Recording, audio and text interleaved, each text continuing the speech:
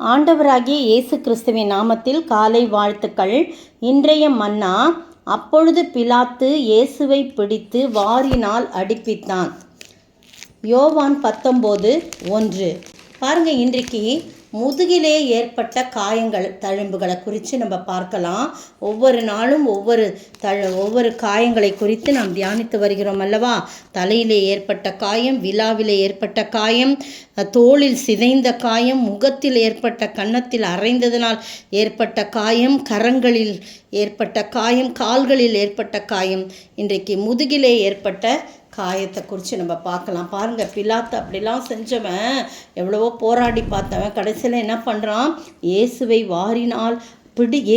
பிடித்து வாரினால் அடிப்பித்தான். நீங்கள் படங்கள்லாம் பார்த்தீங்கன்னா ரொம்ப பயங்கரமாக இருக்கும். மார்க் 15:15 பார்த்தீங்கன்னா அங்கே ஒரு வசனம் எப்படி சொல்லப்பட்டிருக்குன்னா, மார்க் 15:15, அப்பொழுது பிலாத்து ஜனங்களை பிரியப்படுத்த மனதுள்ளவனாய் பரபாசை அவர்களுக்கு விடுதலையாக்கி இயேசுவையோ வாரினால் அடிப்பித்து சிலுவையில் அறையும்படி ஒப்பு கொடுத்தான். எத்தனை பயங்கரமான காரியம் பாருங்க. மத்தேயு 27:26 பாருங்க, அப்பொழுது அவன் பரபாசை அவர்களுக்கு விடுதலையாக்கி இயேசுவையோ வாரினால் அடிப்பித்து சிலுவையில் அறையும்படி ஒப்பு கொடுத்தான். பிலாத்து கையை கழுவிட்டு, இந்த நீதிமானுடைய இரத்தப்பழிக்கு நான் குற்றமற்றவன், நீங்களே பார்த்து கொள்ளுங்கன்னு சொல்லிட்டு அந்த ஜனங்கள் எல்லாரும் இவனுடைய இரத்தப்பழி எங்கள் மேலும் எங்கள் பிள்ளைகள் மேலும் இருப்பதாக ஏற்றுக்கொண்ட பிறகு, அப்பொழுது அவன் பரபாசை அவர்களுக்கு விடுதலையாக்கி இயேசுவையோ வாரினால் அடிப்பித்து சிலுவையில் அறையும்படிக்கு ஒப்பு கொடுத்தார் என்று பார்க்கணும்.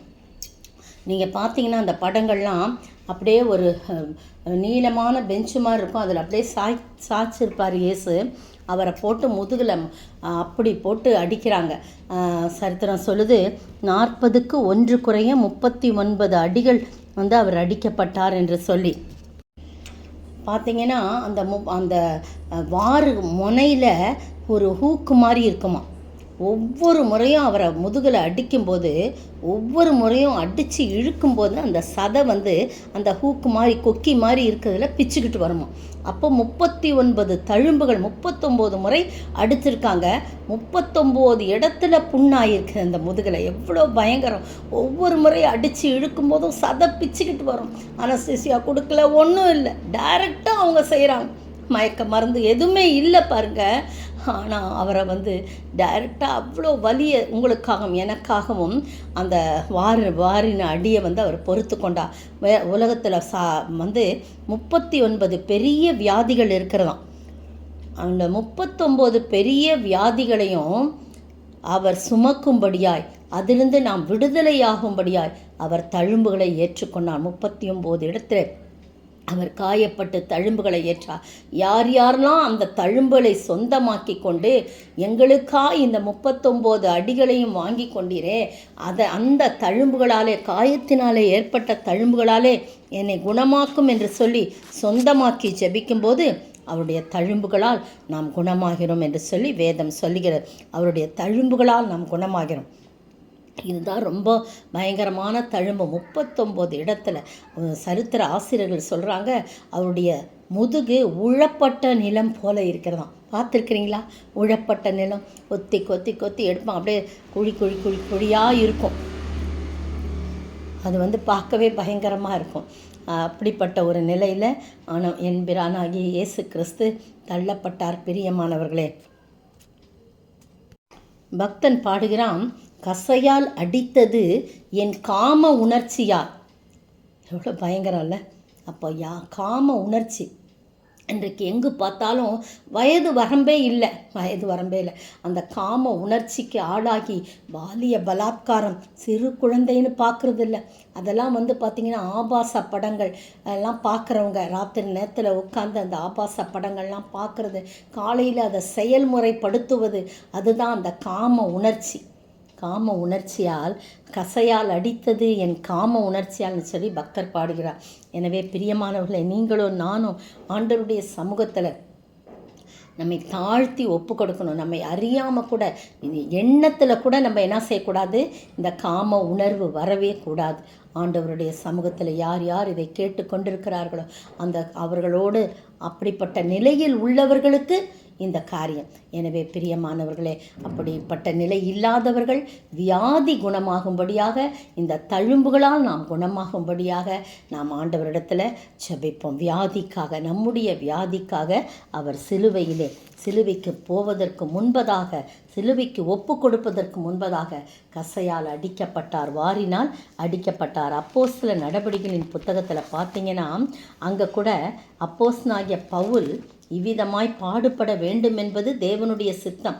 அது சொல்கிறார், என் நிமித்தமாய் அவர் பாடுபட வேண்டும் என்பது என்னுடைய சித்தமாக இருக்கிறது அப்படின்னு சொல்லி அனனியா கிட்ட சொல்கிறத பார்க்குறோம். அப்போஸ்தலர் நடபடிகளின் புத்தகம் 9ஆம் அதிகாரத்தில், நான் தெரிந்து கொண்ட பாத்திரமாய் இருக்கிறான், ஆனால் அவன் என் நிமித்தமாக எவ்வளவு பாடுபட வேண்டும் என்பது நான் அவனுக்கு காண்பிப்பேன்னு அப்போஸ்தலர் 9:16 பாருங்கள். அனனியா போகமாட்டேன்றார். ஐயோ, அவர் எல்லாரையும் சாகடிக்கிறதுக்கு தான் சீட்டு வாங்கி கொண்டு அது பிரதான ஆசிரியர்களால் அதிகாரம் பெற்றிருக்கிறான். இப்போ நம்மக்கிட்டையும் அதுக்கு தான் வரான். நீங்கள் போக சொல்கிறீங்களே, ஜெபம் பண்ண சொல்கிறீங்களேன்னு சொல்லும்போது, இல்லை நீ போ, அவன் புறஜாதிகளுக்கும் ராஜாக்களுக்கும் இஸ்ரவேல் புத்தருக்கும் என்னுடைய நாமத்தை அறிவிக்கிறதற்காக நான் தெரிந்து கொண்ட பாத்திரமாக இருக்கிறான். 15ஆம் வசனம்.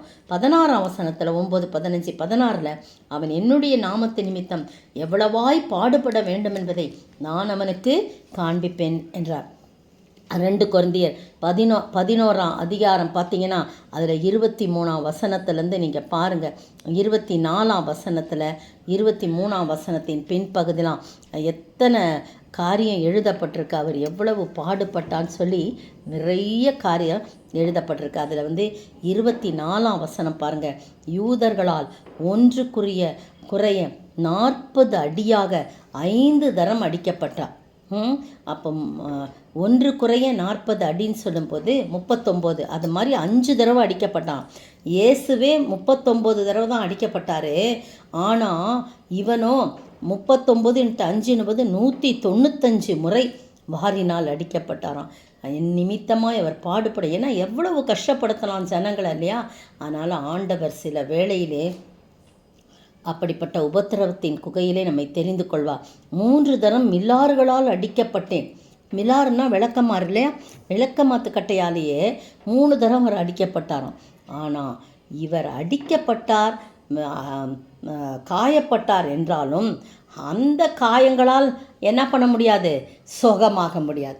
இயேசுவின் காயங்களால் மட்டும்தான் நாம் சுகமடைய முடியும்.